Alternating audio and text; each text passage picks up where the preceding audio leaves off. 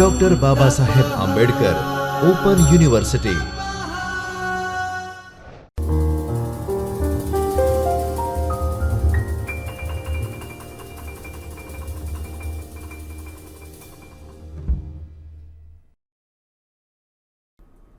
Welcome to Dr. Babasaheb Ambedkar Open University online video session. Today again we are going to continue Engm-308, the paper of essays, in continuation with the unit number 5.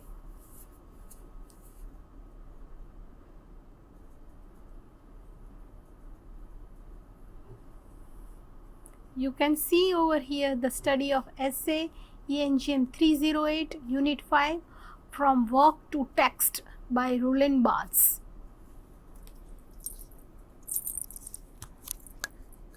As you know, I am in front of you Dr. Ushma A. Bhatt from the Department of Humanities and Social Sciences. So let's start our work from work to text, the essay that is written by Roland Barthes.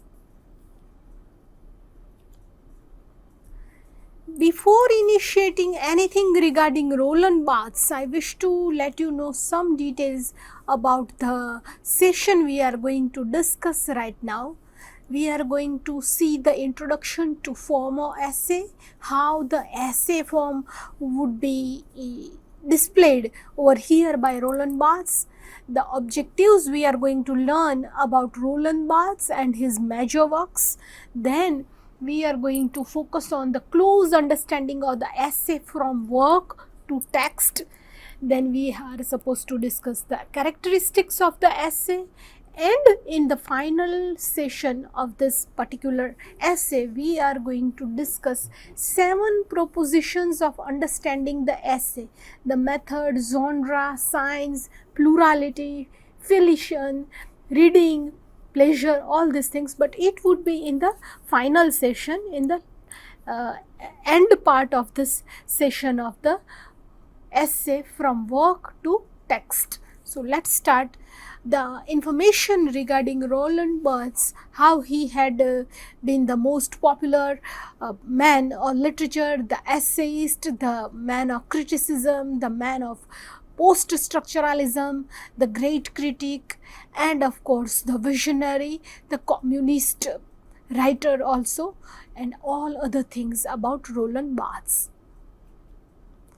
Here you can see his photograph. There are 2 photographs. The period of time where he had been born and his period of time of works and writing is between 1915 to 1980. As you know, he was a French essayist and his writings were on semiotics, the formal study of symbols, signs, signifier, and of course he had given the theory of post-structuralism, which was after the structuralism. He had influenced Ferdinand de Saussure, then he influenced Michael Foucault also, he influenced the other great critics who were very famous, but the most influential work he had given and he had done, that is regarding Ferdinand de Saussure's the post-structuralism. Of course, I wish to let you know one important thing about Roland Barthes over here, that he was a man of France and he was born and brought up in France and he died also in Paris. So his name is of course known as Roland Barthes as per the English pronunciation. Actually, if you prefer to listen to his genuine real works or anything that is genuine regarding him, about him, then you will come to know that he is known as Roland Barthes. Roland Barthes. That S is not pronounced, S is silent, because he is the man of France. And his writings on semiotics, the formal study of symbols and signs, which was pioneered by Ferdinand de Saussure, helped establish structuralism and the criticism as leading intellectual movements. So you can see that his name is connected over here with structuralism, but till 1970 we can say that he was very popular and famous and doing a lot of work, plenty of things regarding structuralism. But when the thing things came to in direct contact with him when he actually started working on that theory of structuralism. He deliberately started doing the theories, making the works and describing the theories on post-structuralism after 1970. So that you should remember and keep in mind while studying. His major works, his first book, that is Large Zero de Lecture, that is Writing Degree Zero, was the piece of literature. You can say, understand that Le Degree Zero de Lecture, that is a work which is pronounced and it is written in French language. That's why its name seems to be quite different, and its English name is written over here in the bracket, that is Writing Degree Zero. It is in 1953. Afterwards, in subsequent books including mythologies, essay critics, critical essays, La Tour Eiffel, the Eiffel Tower and other mythologies which are very famous by Roland Barthes. He was the best known for his work Structuralism and Post-Structuralism. Look, I told you, and the things came over here. Then he was the leading figures in the matter of study of sign and symbols in language and culture. Look, SIG and sign. Sign is signifier and signified. This is a particular theory, the theory of language, the theory of post-structuralism as well as the theory of structuralism, the theory that includes the understanding of language, where sign, SIG and sign is a word, signifier and signified play a different role as per the word sign, and understanding of that word sign, that is signified, and signifier, that is the physical object which is taken as the word SIG and sign. So this particular theory of sign, signifier and signified is given by Roland Barthes. He is very famous with this theory. He was heavily influenced by the ideas of Ferdinand de Saussure. Look, here again we can see that his name is mentioned over here, the man of Switzerland, a Swiss linguist who had given us the theory of structuralism.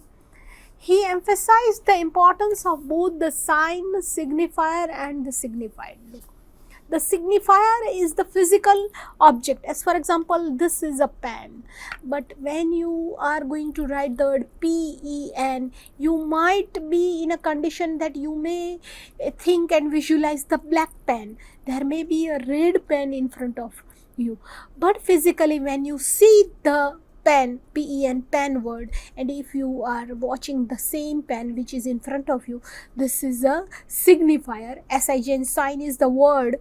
Word means pen is a word, and if you see this physical body of the pen, that is signifier, and the signified meaning, the meaning that is associated with the word.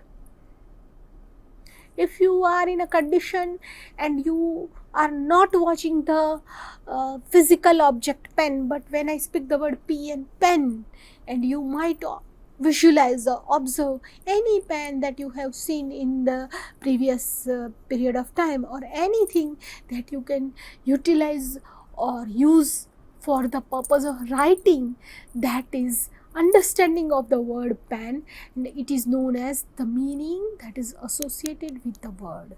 So when you understand the word without watching the physical thing, that is known as signified, and when you understand the word with watching and visualizing it, or either watching that physical object and then you understand the word, that is a signifier.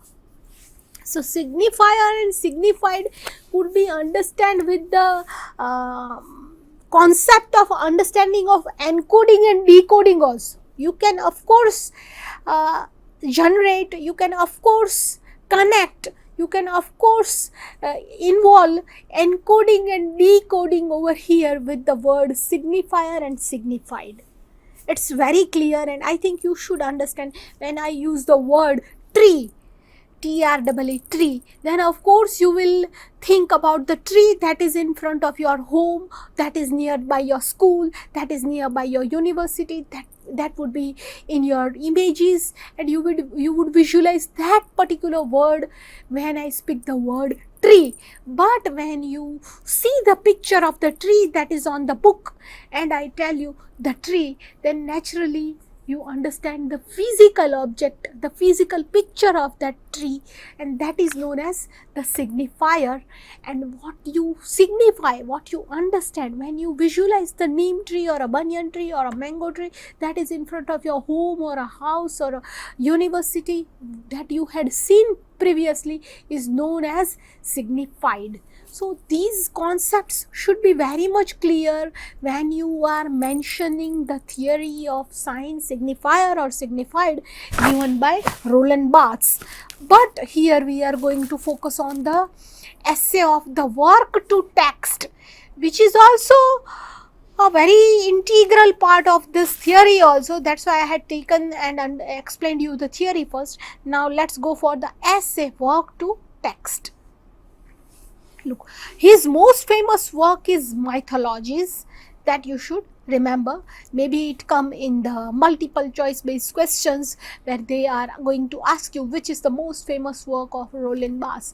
You generally know that there are UGC NET and SLET examinations where people are trying to focus on the choice based, multiple choice based questions, that they have to remember the objectives. There you can mention it. Otherwise, in our long question of work to text essay, let us focus on in 1960 to 1970, Barthes moved away from structuralism. Look, he moved away from structuralism means he had most focused on post-structuralism theory, the theory that was exactly after the structuralism. That's why it's known as post-structuralism. Of course, he did not remove the structuralism, but he started editing and adding in the particular theory of structuralism. That you have to remember. In this theory, he argued that meaning is constantly being produced and reproduced through language, that our understanding of the world is shaped by the ways in which language is used to represent it. That is this sentence is the actual understanding of Roland Barthes' theory. He means to say that there is a production and reproduction of the language, and that understanding of the language of the people understand the language, it is because of the language that is used and that is represented by them or represented in words or as per the situation, by the ways in which language is used to represent. Look, so I have to take an example to elaborate this particular thing. The production and reproduction through language means the language comes in the demographics, in the people, in the groups, in the societies, with as per the situations of the society. If you meet the people of the computer science, and if you meet the people who are working in the corporate companies, multinational companies, from day to night, they might be using more computerized language in compared to the women folk who you meet, who were in the domestic field, who were the housewives, and who are more convenient and more passing their time in the kitchen and kitchen accessories and making cooking and doing a lot of household domestic duties. So both these groups are having different kinds of linguistical language related terminology. Roland Barthes wanted to focus this thing, that the production and reproduction of language is dependent on the world, on the society, as per the language is represented by them. The schoolboys would be speaking different language in comparison to the students and the youngsters who had been going to the universities, and their language would be quite different in compared to the school boys and school children. So this is what he wanted to focus over here about the production and reproduction of the language, how it works and how it is scrutinized in the different groups of people. From work to text.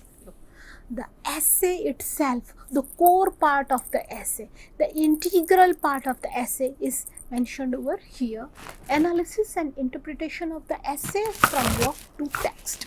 Work in the sense what you understand, and text means what do you elaborate.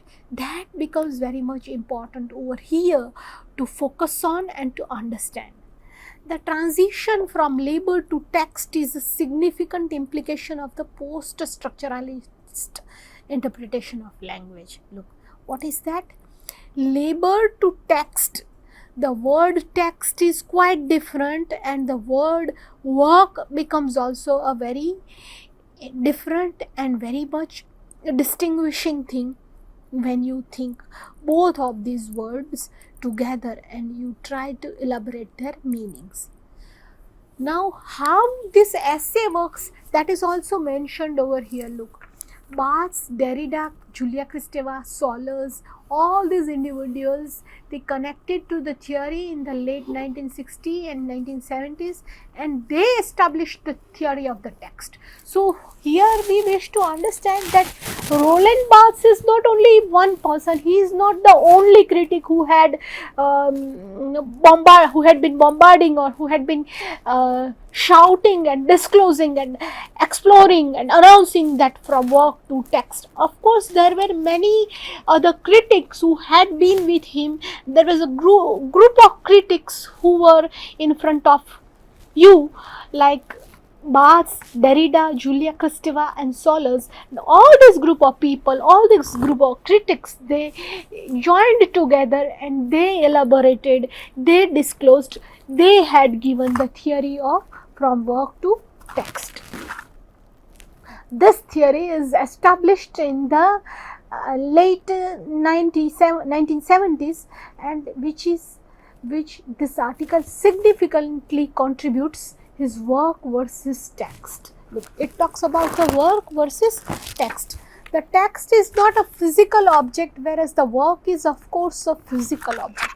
Barthes is very much clear here, and he wishes to say that the physical object deals with the work only, and the text is the part which could not be seen. The text is the part which could be felt invisibly, and its impressions and its effects could be found on the group of people, or on the audience, or on the readers. So he is very clear about the physical body and physical part of the work, as well as the very hidden part of the text. The work is concrete and occupying a portion of book space, say on the bookshelf. The text, on the other hand, is a methodological field. The text generally goes with the occult part, that which could not be seen, and the work could be seen on the bookshelf or on the bookstores, in the literature, in the paper. It is generally a hardbound thing, he wants to say. In other words, look, again he is very much clarifying and trying to differentiate the work and the text, and how it is denoted in the field of criticism that you are supposed to understand. In other words, work can be seen in bookstores, catalogs and course listings, and the text unveils itself and articulates itself in accordance with or in opposition to predefined standards. Look, the work could be found as a hardbound thing, as a physical body, as a physical data, as a copy, while the text shows the impressions and its essence, its reinforcement on the people, its impression on the readers, and how it is influencing the people or the readers. That is what is the role of the text he means to say. The text can only be understood through reading. Let's go into Barthes' ideas in more detail, as his lucidity in this passage is deceptive. He said that the terms methodology and field both refer to the process or way in which a specific mental activity proceeds. This particular thing becomes very much important. You can see the read part written over here in this script. He says that the process or way in which a specific mental activity proceeds. The way in which means how the process, the reading process, the understanding process, think about the work, at the same time think about the text, and then you try to read or understand that work or text with a view to the process or how you read or understand the way in which a specific mental activity proceeds. Think about the the biggest epic, the Ramayana. Is it a work or not? Of course, it's the work.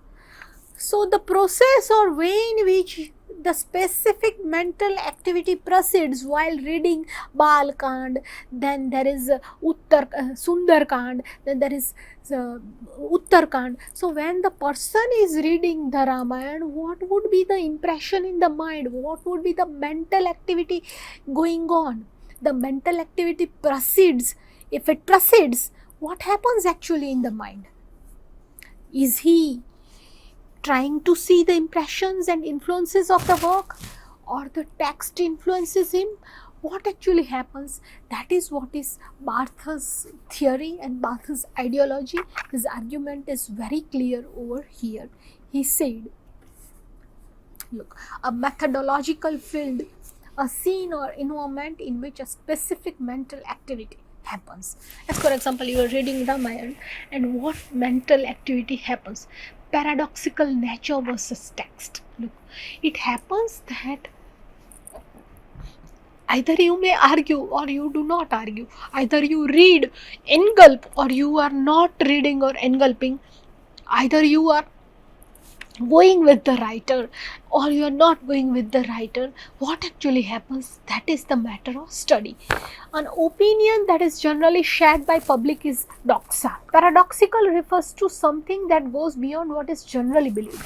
As for example, when you are reading William Shakespeare's the great epic Hamlet, and there you see the scene of the ghost. The ghost came and met Hamlet, and he is telling goodbye to Hamlet, and Hamlet was shocked to see his father's ghost. He wanted to talk to him, and he wanted to ask that who killed you. All these things, is it convincing to you? Are you convinced with that particular scene that the father's ghost? Of course, it would have come and talked with Hamlet, and it's telling adieu, goodbye to Hamlet. Does it happen or not? So, Barthes wanted to say that text generally goes beyond the work or form or writing. It goes beyond the work. It may happen that the reader is engulfed too much and he is totally convinced and he's feeling very happy and he's enjoying the drama, and at the same time it may happen that the reader is not involved. The text generally goes beyond the work or form or writing, and the reader is not impressed or neither convinced, and he paradoxically tries to comment or compliment or tries to find the negative points from the text. It may happen. He further said, Barthes said over here, he wanted to say that text generally goes beyond the work or form or writing. He further said that text perpetually is free from rigid center that keeps the work together, and this liberty endows the text with a subversive potential that allows it to challenge his look. The text can find the challenges, the text generally meets the challenges, and it has to face the challenges. That is what is said over here. And text removes the difference between the reading and the writing. There is a difference between reading and writing, and that difference could be removed by the text.